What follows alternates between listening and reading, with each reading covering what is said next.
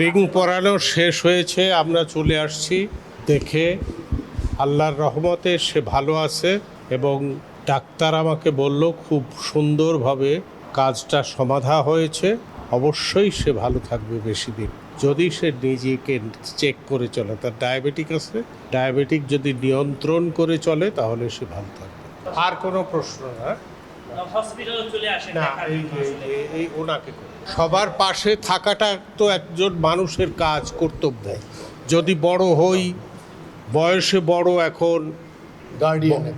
এখন আমি ইন্ডাস্ট্রির গার্জিয়ান একজন, তো একজন শিল্পী, সে আমার ভাগ্নে, সে একজন ডিরেক্টর, সে আমার অ্যাসিস্ট্যান্ট ছিল, তার ওয়াইফ অসুস্থ, তাতে যদি না আসি তাইলে কেমন কথা হয়।